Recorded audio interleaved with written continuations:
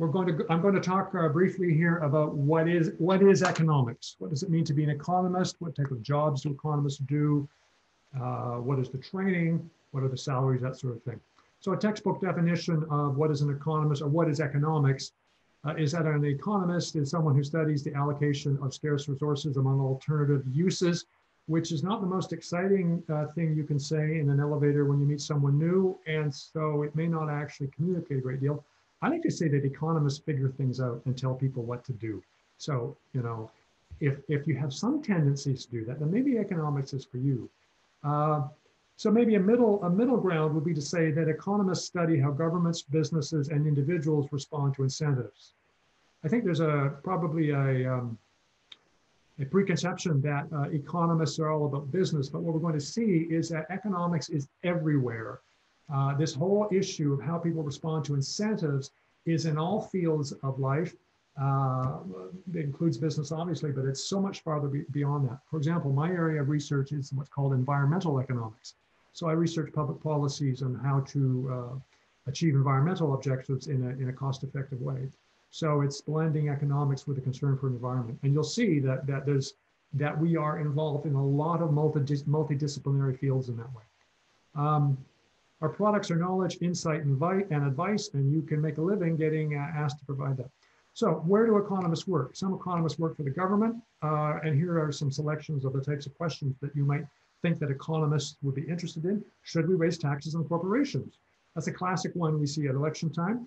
Should we spend more on healthcare? Should we eliminate tuition fees? I'm sure that a big cheer goes out when we say that, yes, we should eliminate tuition fees. Should we tax pollution to improve the environment? So that's an area where I work in environmental economics. What are the tools that economics can tell us for achieving environmental objectives? So you can see already that there are areas of questions there that go far beyond the stereotype of economics as being focused on banks and investment firms. Well, wouldn't you know it, my next slide, some economists work in banks and investment firms. So it is true. So, you know, they ask questions concerning interest rates or what's going to happen with the stock market or what has happened with the stock market. Some economists work in large corporations. So, for example, large corporations in Canada, multinational corporations might want to know whether they should open a new factory in Canada or should they open one in Mexico, for example. So those are the sorts of questions that an economist might research and give advice on. Some economists work in consulting firms. Economists have a lot of ability to give advice on a lot of things, but very often it means that for many businesses, they don't necessarily need to have economists working in-house. What they can do is if they have things that they cannot handle in-house, they can go to a consulting firm and ask a consulting firm to focus on a problem for them and give them some research that could help guide their decisions. So in effect, a consultant is, you know, you're a brain for hire and you perform research for clients and you give advice. Some economists work for special interest groups. So that could be things like business associations, environmental groups. Yes, economists can work for environmental groups. I know economists that work for environmental groups or labor unions. Economists can work for international development organizations. International development is the study of the process of growing the economy.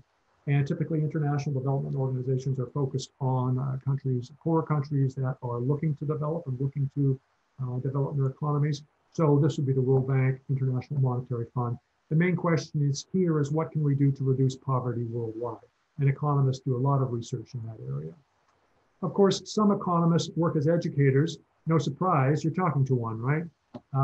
You probably also had some teachers in high school who had a training in economics, but you may not have known that. So high school teachers can end up working, economists can end up getting teaching degrees and then working in subject areas such as social studies and perhaps some schools even have an economics course. Mathematics, some economists could teach mathematics in high schools. So economists work in high schools, colleges, and universities. Some economists can start their own businesses. Now that tends to be more focused either on consulting or on financial services, real estate, these sorts of areas, wealth management. You're probably wondering how much does an economist get paid? And you may be surprised to learn that the answer is economics is actually a very good paying profession. This is data that I got in 2013 from payscale.com. It's a little out of date. One of these days I'm going to have to update it. I don't want you to focus so much on the actual numbers per se as the rankings underneath. What you see is economics, which is highlighted here in blue, is ranked 15 out of several hundreds of disciplines. And so certainly there are disciplines where you'll make more money. We see, for example, that computer science is one. But the interesting thing here is to note is that if you compare economics with the training in finance, typically economists tend to make more on average than people with trainings in finance. Political science tends to be lower. Believe it or not, accounting is ranked 54, whereas economics is ranked 15. Business ranked 63, public administration 89. So I just took a selection of different disciplines to try and give a perspective on where economics fits in terms of the scale of average salaries. And what you can see is it's actually very well paid. So it's good in that respect if you're interested in a good salary. And who is not interested in a good salary? There's a magnificent view of the lobby of the Faculty of Social Sciences at the University of Ottawa. You know, we're all doing this online, of course, because we have to physically distance, so you don't have the opportunity to come and see us. But if you did, we'd meet in this building here, and I would be giving this presentation in the room right now in that very building. So it's a very attractive building. It was built relatively recently. Why is University of Ottawa the right choice? The fact that we are located in Ottawa is a real advantage for the University of Ottawa. The federal government is the largest employer of economists in the country. And we have programs, in particular the co-op program, which I'll talk about in a minute, which gives you the opportunity to make connections with the federal government and get work experience. So that's a real advantage for the University of Ottawa. Nous sommes bilingues, alors si vous voulez améliorer votre français, vous pouvez le faire. We are bilingual, so you could take courses in English or French. And again, it's a great opportunity to develop those skills in French, which maybe you've started, but you haven't perfected, and so you want to do that. I'm from British Columbia, and I didn't speak a word of French until I was 12 years old. And so the fact that I now teach in both French and English is it's quite an accomplishment. And that's the sort of thing that you can get by coming to a bilingual university. We have outstanding faculty, dedicated teachers, and they're leading researchers. And we're a young faculty, and we're growing. We have many choices of programs of study, and we'll talk about those in a moment. The co-op program. Co-op is short for cooperative education. And what that means is that you do your first 2 years of study full-time, the way you would in a normal program. But starting in the summer of your second year, you alternate between a work term and a study term. And your work term is a situation where you are working full-time at a real employer, earning real full-time wages, real full-time adult wages. It's not an internship. And it's a great way both to earn money while you study, but it's also a great way to make connections for employment after the fact. So I'll talk some more about the co-op in a second. And then we also have opportunities to work and study abroad. This is something that's very popular when we are not in a pandemic situation. So it's a challenge. It's a challenge right now in the pandemic situation, but assuming that we get a vaccine and we can go back to meeting each other in person and traveling, then you'd be able to take advantage of those opportunities to work and study abroad. So let's dig into this a bit more deeply.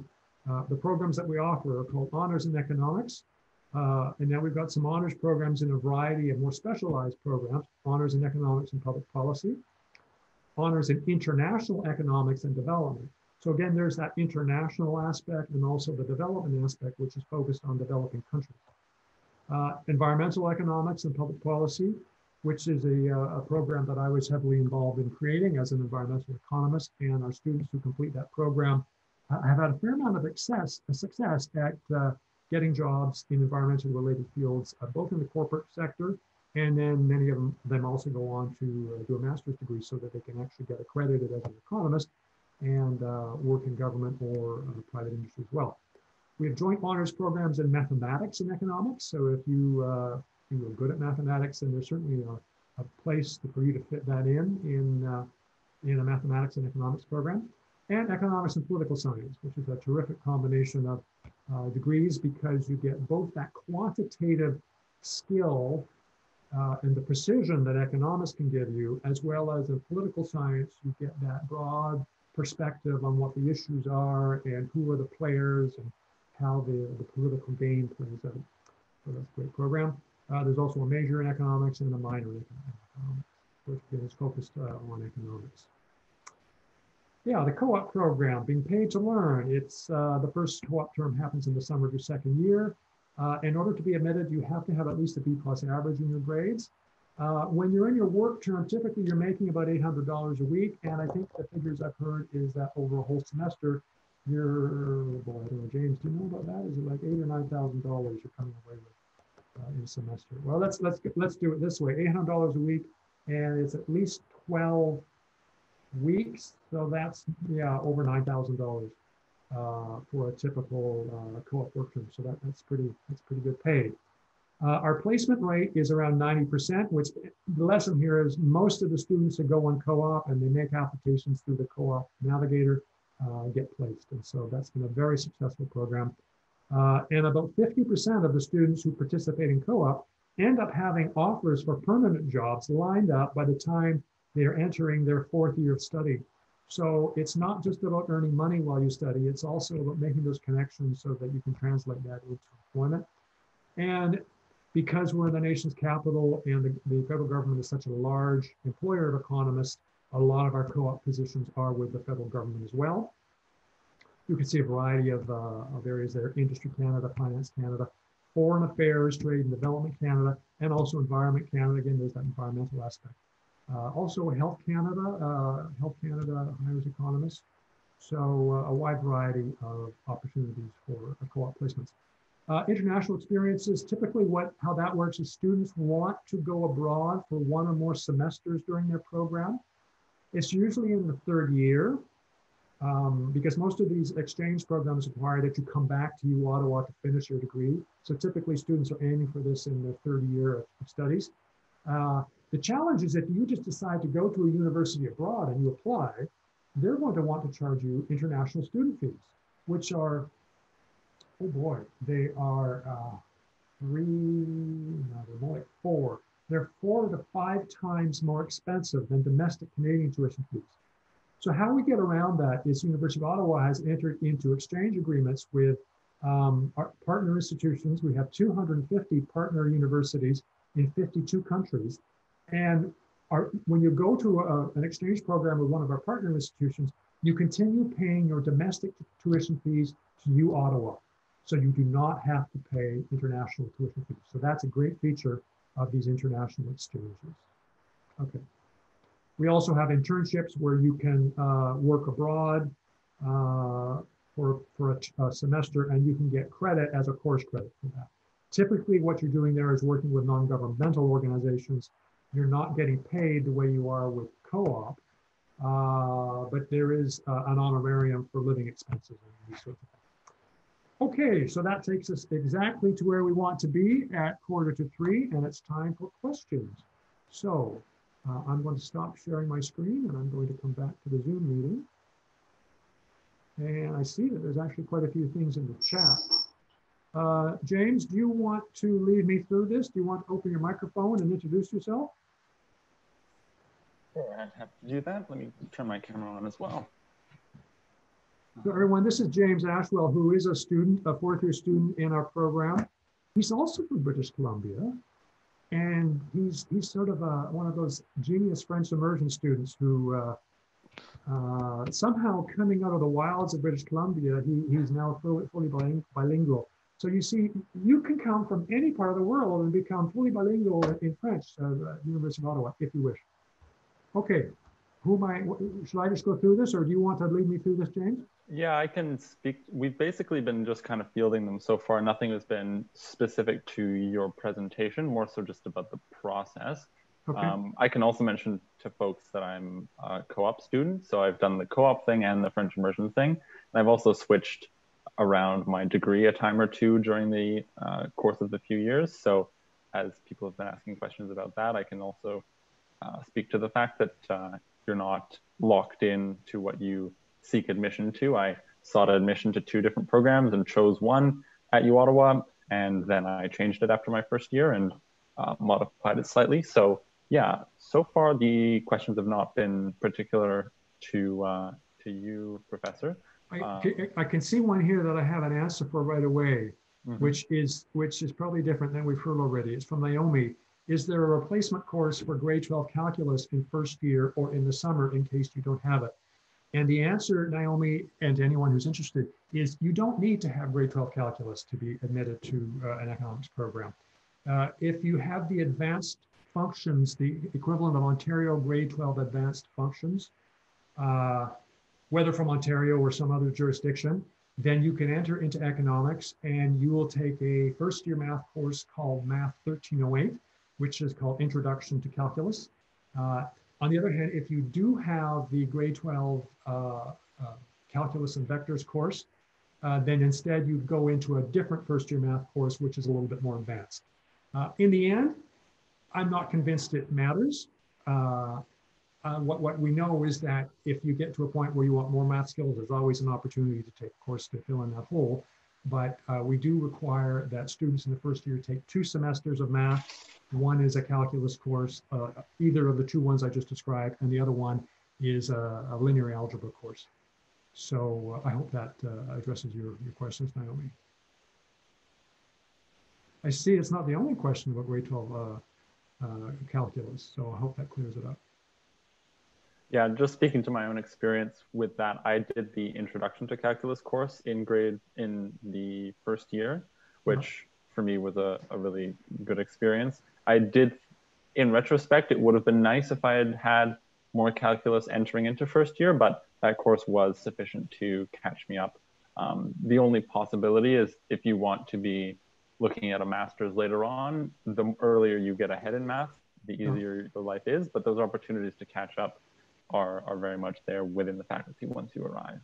But you took the Econ, Mathematical Economics 1 in third year with me, and then we covered what was missing from the fact that you hadn't done the higher level math. So yeah, and I think you only got something like 99.9999999%. So it's like you obviously were able to get over that hurdle. So in the old days when I first started, there was only one introduction to calculus course at the university, and it was the same for every student, including the science students. And it was essentially for students who had not done a calculus course in grade 12. And so you can see, here I am, I'm a professor of economics. So one can always handle that problem once you arrive here. I don't want to discourage anyone from taking calculus and vectors in grade 12. I mean, if you enjoy it, go for it. There's a question here. What do you recommend to someone who wants an econ with political science degree, but also wants to continue improving French studies, having taken French all through and English speaking high school? Does that sound like you, James? I can speak to it, considering it's pretty similar to what I've ended up doing. So it sounds like a good option for you would be French immersion. And that just means you're taking a certain percentage of your courses, 30 to 40% of your courses in French at the university. So the program Economics and Political Science has some electives in which you could just take French language courses to learn, but you can also opt to try French immersion if you think that you can take courses in French and see how that works for you, because taking those courses, even though they're not French language learning courses, it's been a way that I've definitely been able to improve my French just by practicing them in the context of economics and other philosophy courses as well that I've taken. So that's an option if you're comfortable taking courses in French. If not, and you just want to take French language learning courses, within the Econ and Poli-Sci degree, there's likely to be some elective credits that are not part of the Poli-Sci and Econ credits that you can put towards your own studies of French, but you just may have a somewhat shortage of those courses, because when you take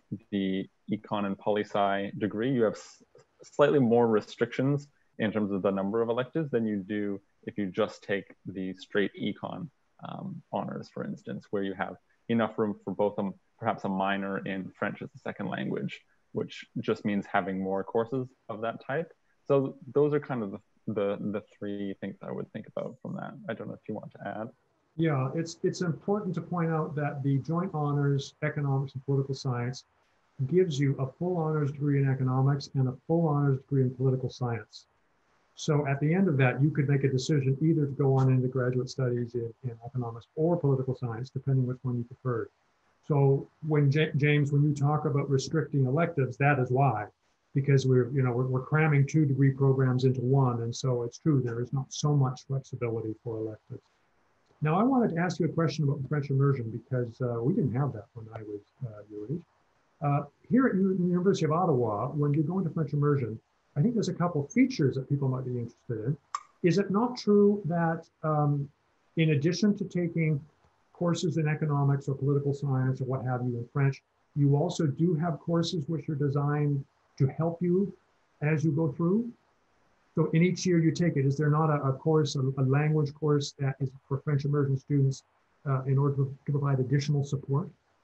Yes, so particularly in the first and second year courses, you have the opportunity to do, taking an example like an introduction to political science course in French, and also have a FLS, French as a second language course, which is specifically for students within that larger poli-sci course who are taking it as a French as a second language French immersion student.